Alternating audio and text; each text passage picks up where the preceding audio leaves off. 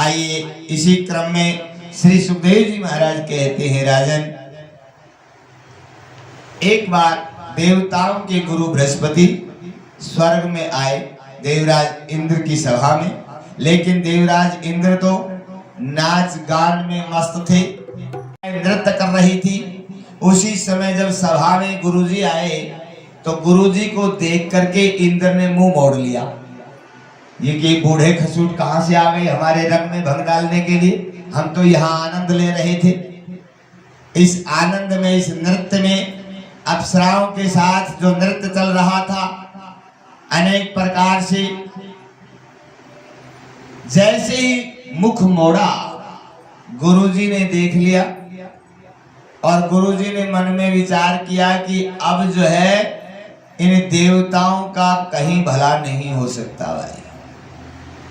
श्री सुखदेव जी कहते हैं, राजन, जिस घर परिवार में जो बड़े बुजुर्गों से मुख मोड़ लेते हैं, चाहे वो स्वर्ण के सिंहासन पर भी क्यों न बैठे हों, नरकगामी होते हैं और पतन से उसको कोई नहीं बचा सकता। अंत में उनका बुरा हाल होता है और अपनी प्राण रक्षा के लिए वो पाही माम करते हुए दौड़ते हैं, भूखे प्यासे रहते हैं। देवताओं का भी ये हाल हुआ, स्वर्ग के राजा इंद्र का भी ये हाल हुआ। गुरुजी ने त्याग किया। त्याग करते ही गुरु शुक्राचार्य जो दैत्यों के गुरु थे, उन्हें पता लगा कि देवताओं के ऊपर अब किसी बुजुर्ग का आशीर्वाद नहीं है, इसलिए हमला कर दो। राजा बलि ने हमला कर दिया और देवताओं को मार मार करके भगा दिया। मार मार करके भगा दिया। अपनी प्राण रक्षा से देवता लुकते छुपाते कंधराओं में भूखे प्यासे पड़े रहे। स्वर्ग के ऊपर बलि का राज्य हुआ। अब देवता जिस प्रकार से भगवान विष्णु के पास गए, चरण पकड़ लिए, रोने लगे, हमारा क्या होगा, इतने दिनों से भूखे मर रहे हैं। भगवान विष्णु ने कहा, तुमने बुजुर्गों का अपमान किया है। जिस घर में बुजुर्गों का अपमान होता होगा बच्चों के द्वारा, वो घर चाहे स्वर्ण का भी क्यों ना हो, वो घर कभी आबाद नहीं हो सकता, वो घर कभी बस नहीं सकता, उस घर में कभी सुख शांति नहीं रह सकती। घर तब आबाद होता है जब बड़ों का आशीर्वाद उस घर में होता है, बड़ों की सेवा उस घर में होती है। जो बड़े बुजुर्गों को प्रणाम करके उनकी सेवा करके आशीर्वाद प्राप्त करता है, वो घर सदैव फलता और फूलता है भाई। और जिसमें बड़ों का आशीर्वाद नहीं, तो देवराज इंद्र भी क्यों ना हो, पतन होना ही होना है। अब भगवान विष्णु ने कहा, अरे दुष्टों, तुम देवता होकर के भी, स्वर्ग जैसे लोक में रहते हुए, हर सुख सुविधा को पाते हुए भी तुमने बुजुर्गों का अपमान किया। देवता गिड़गिड़ाने लगे कि हमें क्षमा करो, अब हमारा क्या होगा। भगवान ने उपाय बताया, जब तक बुजुर्गों के चरण नहीं पकड़ लोगे, किसी का आशीर्वाद नहीं होगा, तुम्हारी व्यवस्था नहीं बन सकती। अब गुरु किसको बनाए? गुरुजी तो अंतर ध्यान हो गए, मिले नहीं कि ऐसे स्वार्थी देवताओं के पास अब मैं नहीं जाऊंगा। भगवान ने उपाय बताया, त्वष्टा ऋषि के पुत्र हैं जिसका नाम है विश्वरूप, आप उसको गुरु बनाइए, वो तुम्हें सुरक्षित करेंगे। अब विश्वरूप के पास आए। विश्वरूप ने भी एक बार तो मना कर दिया कि तुम अपने गुरु बृहस्पति के नहीं हुए, मेरे क्या बनोगे, तुम तो दुष्ट हो, तुमने गुरु का अपमान कर दिया, हो सकता है कल मेरा भी अपमान कर दो। लेकिन देवताओं ने वचन दिया, हम आज के बाद कभी भी किसी ब्राह्मण का, गुरु का, बड़े बुजुर्गों का अपमान नहीं करेंगे।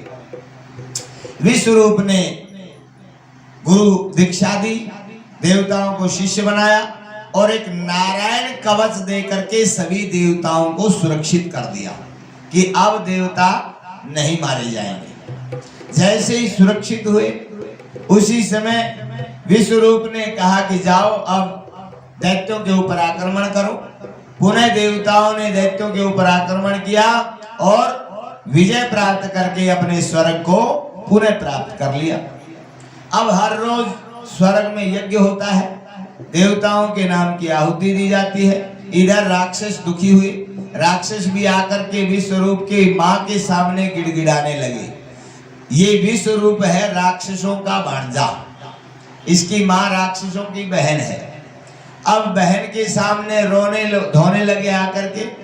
आज तक तो नहीं आए, दुष्टों की ये पहचान होती है, चाहे वो कोई भी रिश्ते में लगता हो, किसी उत्सव में याद नहीं करेंगे, जब संकट आएगा तब वो अपना मान लेंगे कि तुम तो आप हमारे अपने हो। आज तक अपनी बहन से कभी मिलने नहीं आए, आज संकट पड़ा और पता चला कि हमारा भांजा विश्वरूप देवताओं का गुरु है, तो आज याचना के लिए आ गए। आकर के नमस्कार प्रणाम किया, खूब सेवा करी। बहन जी क्या बात है, आपने तो हमारे को भुला ही दिया, आप कभी मिलने भी नहीं आती, क्या बात है, बड़ी मीठी मीठी चिकनी चौपड़ी बातें, हम क्या आपसे दूर हैं, ये है वो है। अब बहन क्या बोले, बहन तो सारे कितना भी कष्ट भाइयों ने भाभीियों ने दिया हो, अगर थोड़ा सा भी भाई या भाभी प्रेम से बोल पड़े तो बहन तो बस उसको भुला देती है, बहन का स्वभाव होता है। अब कोई बात नहीं, सब व्यवस्थित देखा कि बहन अब पूर्ण रूप से खुश है सेवा सुसरवा से। तब राक्षसों ने कहा, बहन एक बात बताओ, क्या हमारा भांजा तो देवताओं का गुरु है, आजकल वो यज्ञ करता है, यज्ञ में देवताओं के निमित्त आहुति देकर के उनकी ताकत को बढ़ाता है, इसलिए आप उनसे कहो कि बीच बीच में हमारे नाम की भी आहुति देता रहे। विश्वरूप की मां ने कहा, ये ऐसा विश्वासघात विश्वरूप नहीं करेगा, वो देवताओं का गुरु है, तुम्हारी आहुति क्यों देगा। अब बार बार किया, लेकिन मां ने मना किया कि नहीं, मेरा बेटा संस्कारी है और वो कभी गलत काम नहीं करेगा, कोई लोभ लालच वहां काम नहीं करता। लेकिन राक्षसों ने अब दूसरी नीति अपनाई, प्रेम से नहीं मानी तो रोने लगे, ऊपरी मन से आंसू बहाने लगे, गिड़गिड़ाने लगी, बहन तुम ही चाहती हो हम मर जाएंगे, तो मर जाएंगे और क्या करें। जैसी मरने का नाम लिया, बहन तो अपने भाई की आंखों में आंसू नहीं देख सकती, कोमल हो गई, पिघल गई। भैया रो मत, कोई बात नहीं, मैं तुम्हारे लिए काम करूंगी, चाहे मुझे कितना भी पाप लगे, नरक में जाना पड़े, लेकिन मैं तुम्हारा काम करवाऊंगी। भैया रो मत। अपने ही पल्लू से आंसू पोंछने लगी। लेकिन वो तो दुष्ट थे राक्षस, वो जान गए कि अब बहन काबू में आ गई, तो ठीक है बहन, आती जाती रहा करो ना, जीजाजी को भी लेके आ करो साथ में, तुम इतनी नाराज क्यों हो। बहुत मीठी चिकनी चौपड़ी बातें करके और प्रणाम करके राक्षस चले गए। विश्वरूप आया। आज तो विश्वरूप एक साधारण बच्चा थोड़ी है, आज तो देवताओं का गुरु है, स्वर्ग का सिंहासन उसके अधीन है, देवराज इंद्र उसके चरणों में पड़ता है। आज जब अपनी मां से मिलने के लिए आया, अनेक देवता, कोई छत्र लिए, कोई चंवर ढुराते हुए, कोई इत्र छिड़कते हुए, कोई पुष्प वर्षा करते हुए, अनेक प्रकार से सुस्वागतम के साथ जो है विश्वरूप आ रहे हैं, मानो एक बहुत बड़ा चक्रवर्ती सम्राट अपनी मां से मिलने आ रहा हो। अब जैसे ही मां से मिलने आया, मां को पता चला आज मेरा बेटा मिलने के लिए आ रहा है। अब भाइयों की बात याद है। अब जैसे ही तैयार हुई, प्रसाद बनाया और जैसे ही देखा बेटा तो आया, लेकिन बहुत देवता साथ में आए। अब इनके सामने तो ये गुप्त बात, गुप्त रहस्य बता नहीं सकते। अब जैसे ही मां के चरणों में प्रणाम किया, विश्वरूप ने, सभी देवों ने प्रणाम किया। उसी समय आशीर्वाद देते हुए मां ने देवताओं को कहा, तुम यहीं रुको, और दास दासियों से कहा कि इनकी व्यवस्था चाय पानी की यहीं बना दो। आओ बेटा अंदर, आज मैंने अपने हाथ से प्रसाद बनाया है, मैं आज अपने हाथ से तुम्हें खिलाऊंगी। कई दिन हो गए ना माँ के हाथ का प्रसाद खाए। अंदर ले गई, अंतःपुर में जाकर के माँ ने अपनी गोद में विश्व रूप को बिठाया है। इतने बड़े गुरु, आज देव गुरु है, लेकिन माँ की ममता देखिए, आज अपने पुत्र को छोटा सा मान रही। मेरा बेटा है, कितना अबोध होगा, कितना कोमल है। गोद में बिठा करके कर कमलों से सहलाते हुए अपने हाथ से मोदक बनाए हैं। अपने हाथ से जैसे छोटे बच्चे को माँ खिलाती है, इतने प्यार से बैठ करके खिलाने लगी। आज विश्व रूप को सारे संसार का आनंद उस माँ के प्रसाद में आने लगा। जैसे ही माँ ने देखा, अब विश्व रूप बहुत प्रसन्न है। उस समय धीरे से कहा, बेटा देखो, अब तो तुम देवताओं के गुरु हो ना, हर रोज यज्ञ करते हो। एक बताओ, राक्षस भी तो तुम्हारे मामा है, तुम्हारे अपने हैं, इसलिए बीच बीच में उनके निमित्त भी आहुति दे दिया करो। जैसे ये बात कही, विश्व रूप ने माँ की तरफ देखा। माँ क्या बात है, आज पहली बार जीवन में आप ये जघन्य पाप करने के लिए मुझे कह रही हो? आपने तो आज तक ऐसी शिक्षा नहीं दी, आपने तो इतने संस्कार डाले हैं कि बेटा चाहे जीवन मिट जाए, लेकिन जीवन में कोई गलत काम नहीं होना चाहिए। जीवन की परवाह मत करना, ये जीवन इतना शुद्ध होता है, संसार में बार बार नहीं मिलता। अगर इस हीरे जैसे जीवन में एक बार भी अगर कलंक रूपी कालस लग गई, तो चाहे कितना भी जप तप पुण्य कर लो, वो कालस मिटने वाली नहीं है। इसलिए इस जीवन को बड़ा साध करके रखना पड़ता है भाई। 2 क्विंटल दूध में 2 टपके नींबू के काफी होते हैं। चाहे कितना भी महंगा दूध हो, फटते देर नहीं लगती। चाहे कितने भी प्रतिष्ठावान हो, कितना भी विद्यावान हो, रूपवान हो, गुणवान हो, धनवान हो, लेकिन अगर जीवन में थोड़ा सा भी अगर कलंक लग गया, आजीवन जीवन मिट जाएगा, लेकिन वो कलंक नहीं मिटेगा। और उस कलंक का फल आने वाली पीढ़ियां भी भुगतती है। तुम्हारे पिता ऐसे थे, तुम्हारी माता ऐसी थी, तुम्हारे दादा ऐसे थे, तुम्हारी दादी ऐसी थी। ये कलंक की बातें पीढ़ी दर पीढ़ी भी चलती है, और आने वाले पीढ़ी का भी जीवन जो है ध्वंस हो जाता है। विश्व रूप ने कहा, माँ तुम आज मुझे इतना बड़ा पाप करने के लिए कह रही हो? मां, ऐसा पाप तो मैं नहीं कर सकता। विश्व रूप ने मना कर दिया। लेकिन जैसे ही विश्व रूप ने मना किया, अब मां भी तो राक्षसों की बहन थी, वह कौन सी कम थी। अब गोद में बिठाए हुए बेटे को कर कमलों से सहलाते हुए झूठ मूठ के आंसू निकाले। बेटा, आज तक मैंने तुमसे कुछ नहीं मांगा, मैंने यही उम्मीद थी आपसे।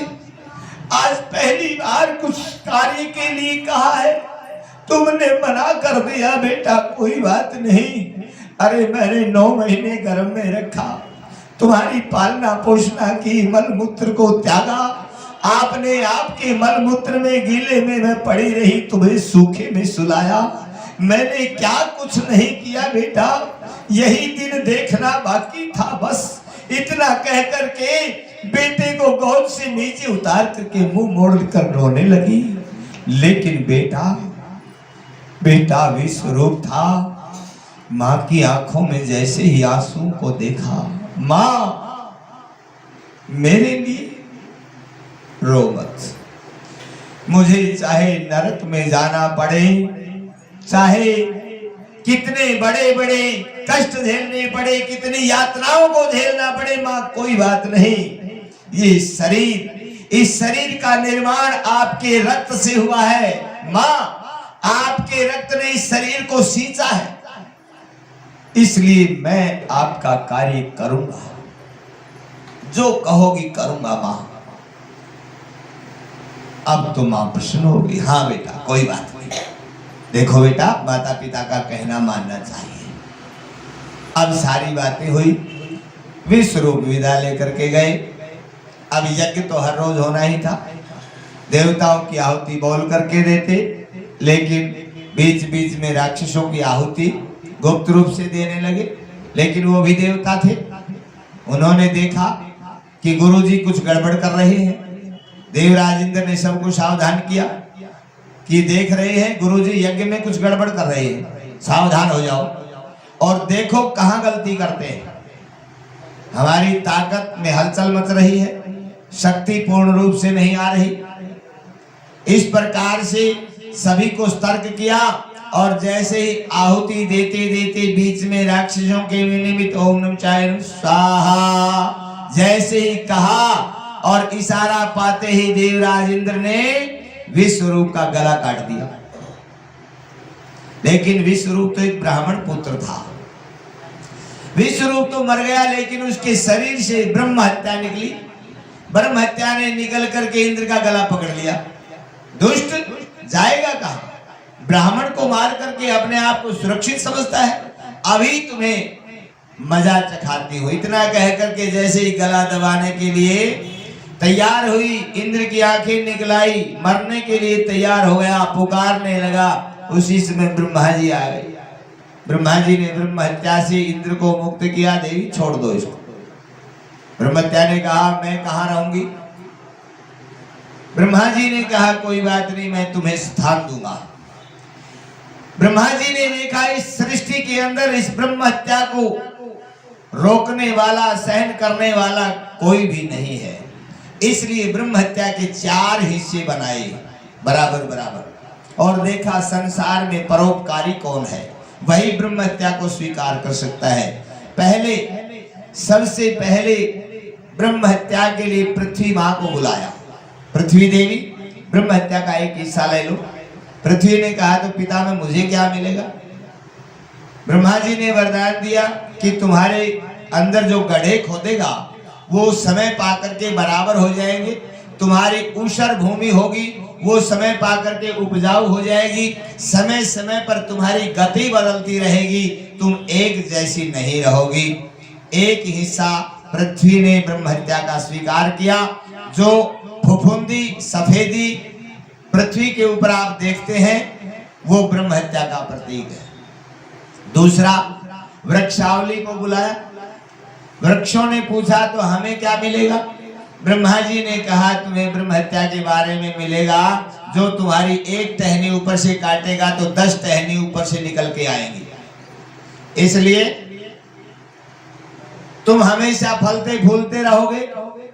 अब जो वृक्षों के अंदर जो गोंद लगता है, ये गोंद ब्रह्म हत्या का प्रतीक है भाई। इसीलिए संत ब्राह्मण पहले गोंद नहीं खाते थे, अब समय बदल गया। अब तो ज्यादा कथाएं संतों के आश्रमों में होती हैं और जहां जाते हैं तो गोंद के लड्डू ही स्वागत के लिए आते हैं, गोंद के पीपे भरे रहते हैं संतों के आश्रमों में। लेकिन पहले गोंद न संत खाते थे न ब्राह्मण खाते थे, क्योंकि ये ब्रह्म हत्या का प्रतीक है। तीसरा, जल को बुलाया, वरुण देव को। जल ने कहा ब्रह्म हत्या के बदले मुझे क्या मिलेगा? ब्रह्मा जी ने कहा बहता हुआ जल सदैव पवित्र रहेगा, और जो जल स्थिर रहेगा उसको अगर ब्रह्म हत्या उस जल के ऊपर रहेगी, जो उसको हटा करके स्नान करेगा तो वो ब्रह्म हत्या से मुक्त रहेगा। तो जल के ऊपर जो काई होती है भाई, ये ब्रह्म हत्या का प्रतीक है। इसीलिए बुजुर्ग माताएं तो जानती हैं, आजकल तो फुहारे सिस्टम स्नान के हो गए, साथ बाथरूम में फुहारे लगे हैं। पहले तालाबों में जाते थे डुबकी लगाने के लिए, तो जैसे ही पैर रखते थे अंदर, पहले अपने हाथों से उसको हटाते थे। क्या हटाते थे? ब्रह्म हत्या को हटाते थे, कि ब्रह्म हत्या हटे, नीचे से शुद्ध जल निकले, उसमें डुबकी लगाए और फिर स्नान होता था। अब 3 हिस्से दिए, चौथा हिस्सा ब्रह्मा जी ने सोचा ये देवियां भी परोपकार के लिए आती हैं, इस संसार में एक हिस्सा इनको दे दिया जाए। माताओं को बुलाया। माताओं ने कहा हमें क्या मिलेगा बदले में? अब ब्रह्मा जी ने वरदान दिया कि तुम्हें हर समय पति सुख प्राप्त होता रहेगा, ये मैं वरदान देता हूँ। आपके लिए कोई संयम नियम नहीं रहेगा। अब माताएं प्रसन्न हुई और जो मासिक धर्म के को जो देखने में मिलता है ये ब्रह्म हत्या का प्रतीक होता है। इस प्रकार से ब्रह्मा जी ने 4 हिस्सों में ब्रह्म हत्या को बांटा। इधर त्वष्टा ऋषि को पता चला कि मेरे बेटे विश्वरूप का गला काट दिया इंद्र ने। उसी समय क्रोध में आए और दक्षिणाभिमुख होकर के यज्ञ में आहुति डाली। होम फट स्वाहा। और एक वृत्रासुर नाम का एक बहुत बड़ा विशाल का राक्षस प्रकट हुआ। पिताजी आदेश क्या है कि जाओ तुम्हारे भाई का बदला लो देवराज इंद्र से। अब वृत्रासुर दौड़ा स्वर्ग की तरफ गया और स्वर्ग में जो भी देवता मिला किसी को तोड़ा, किसी को मरोड़ा, किसी को पटका। सब देवता जान बचा करके भागे, क्योंकि काल स्वरूप बन करके गए थे वृत्रासुर। जाकर के स्वर्ग देवों से खाली हुआ। वृत्रासुर सिंहासन का भूखा नहीं था। अब देवता तो कंदराओं में छुप गए और वृत्रासुर ढूंढने लगे। सिंहासन खाली पड़ा है, स्वर्ग का सिंहासन खाली पड़ा है। वृत्रासुर देवों को ढूंढ रहे, कोई देवता मिल ही नहीं रहा। अब देवता तो पता नहीं पाताल के रास्ते से, कंदराओं से, गुफाओं से होते हुए भगवान तक पहुंचे। पुनः भगवान नारायण के जाके चरणों में प्रणाम किया। भगवान ने कहा, रे दुष्टो, तुम बार बार अपराध करते हो और फिर जब जो है इस तरह की याचना करने के लिए आ जाते हो। अब देवराज इंद्र ने पुनः क्षमा याचना मांगी कि प्रभु आज के बाद फिर गलती नहीं करेंगे। लेकिन भगवान तो जानते हैं ये बार बार गलती करते हैं, अपराध करते हैं, तो दंड तो भुगतना पड़ेगा। दंड भुगतने कौन आएगा? अब भगवान ने उपाय बताया कि जाओ, तुम्हारा कल्याण कोई ब्राह्मण ही कर सकता है।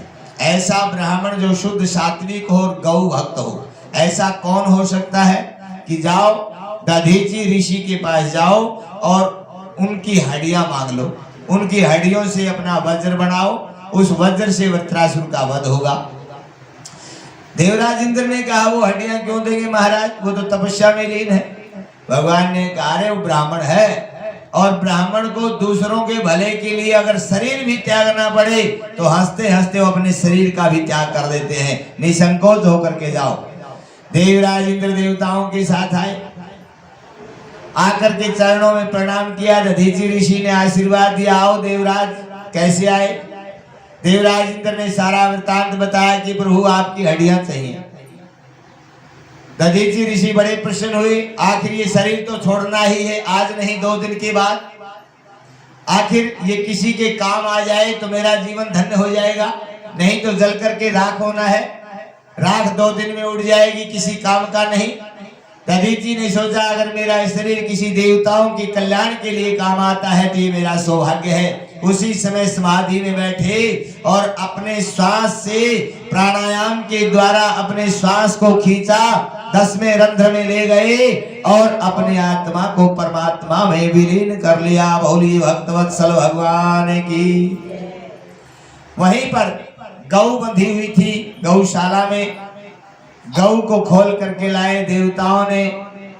दधीचि ऋषि के शरीर में नमक आदि का लेपन किया। गौ ने चाट चाट करके सारी हड्डियों को साफ कर दिया। उस दिन से गौ का मुख झूठा होता है भाई। गौ की सारी चीजें पवित्र होती हैं। गौ का मूत्र, गौ का गोबर, गौ का दूध, घी, दही, मक्खन सब अमृत है, लेकिन गौ का मुख झूठा माना गया है।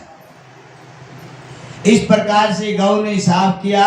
विश्वकर्मा ने उन हड्डियों से 100 गांठ का वज्र तैयार किया और 100 गांठ का वज्र लेकर के जब वृत्रासुर के सामने इंद्र आए, उसी समय वृत्रासुर जो है बड़ा प्रसन्न हुआ, खिलखिला करके हंसने लगा। सबसे पहले तो ब्राह्मण की हड्डियों का वज्र था, उसको प्रणाम करने लगा कि ब्राह्मण देवता की हड्डियों को मैं प्रणाम करता हूँ। मैं जानता हूँ ये ब्राह्मण देवता की हड्डियों से बना हुआ वज्र है। इंद्र आओ मेरा वध कर दो, मैं तुम्हें कुछ नहीं कहूंगा। इस तरह दोनों हाथ करके खड़ा हुआ कि वज्र का प्रहार करो देवराज। कोई बात नहीं। देवराज ने एक जो है भुजा वृत्रासुर की काट दी। वृत्रासुर ने कहा ये भी काट दो। दूसरी भुजा भी काट दी। अब थोड़ा वृत्रासुर क्रोध में आए, मुंह फाड़ करके चले तो वज्र के समेत इंद्र को पेट में निकल गए। अब पेट में निकलते ही सारे देवताओं में हाहाकार मच गया। अब सरदार ही मर गया तो बाकी फौज क्या करेगी? सभी देवता भाग गए, लेकिन देवता नारायण कवच के द्वारा सुरक्षित थे।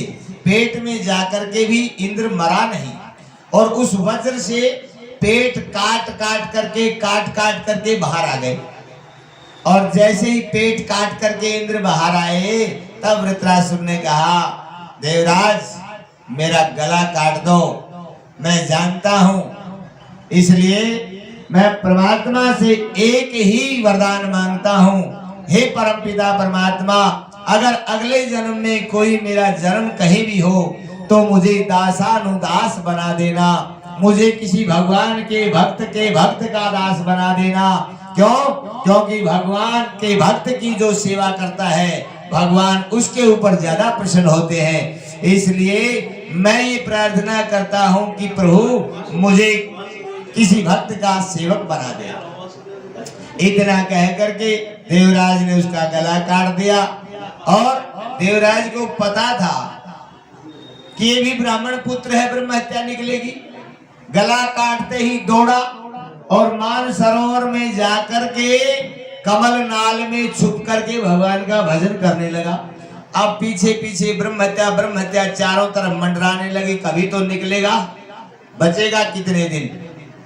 लेकिन भजन से पाप कटता है, इंद्र को पता था, और कमल नाल में छुप करके भगवान का भजन करने लगा। सतत भजन चल रहा है और ब्रह्म हत्या चारों तरफ मंडरा रही है। इधर स्वर्ग का सिंहासन खाली है। अब जो देवता बचे हुए थे वो पुनः ब्रह्मा जी के पास गए, पिता में स्वर्ग का सिंहासन खाली है, इंद्र का पता नहीं कहाँ गए, मर गए कि जीवित हैं। अब हमारे को कोई सरदार चाहिए, कोई राजा तो चाहिए, बिना राजा खाली कुर्सी पता नहीं कौन आक्रमण कर दे। ब्रह्मा जी ने कहा, जाओ मृत्यु लोक में एक इंद्र जैसा ही बलवान है, राजा नहुस को लेकर के आओ। राजा नहुस को देवता ले जा करके और स्वर्ग के सिंहासन पर विराजमान किया। राज तिलक हो गया। राजा नहुस को स्वर्ग का सिंहासन पा करके अहंकार हुआ, मैं तो स्वर्ग का राजा। अब इंद्र की पत्नी जो है सची, वो मेरी पत्नी। पद का नशा ऐसा ही होता है। पत्र भेज दिया सची के पास कि अब मैं इंद्र हूं और तुम मेरी पत्नी है, इसलिए मेरी काम वासना शांत करने के लिए मेरे महल में आ जाओ। अब इंद्र की पत्नी सची तो बड़ी सती थी, मेरे सतीत्व का क्या होगा, घबराई, नाट नहीं सकती, क्योंकि स्वर्ग का राजा है, मेरा गला काट देगा। लेकिन सतीत्व को बचाऊं तो बचाऊं कैसे, संकट में पड़ी। उसी समय सची ने सोचा कि ऐसी आपत्ति के समय इस संसार में एक ब्राह्मण ही काम आ सकता है, इसलिए क्यों न ब्राह्मण देवता को याद किया जाए। वहीं पर बैठे बैठे ध्यान किया, अपने गुरुदेव बृहस्पति को याद किया। हालांकि बृहस्पति जा चुके थे, अंतर ध्यान हो चुके थे, स्वर्ग में नहीं जाना चाहते थे, लेकिन फिर भी सची ने पुकारा आतुरता से, हे गुरुदेव, हे ब्राह्मण देव, आप ही हमारी रक्षा नहीं करेंगे तो कौन करेगा। गुरुदेव कोमल हो गए। क्यों?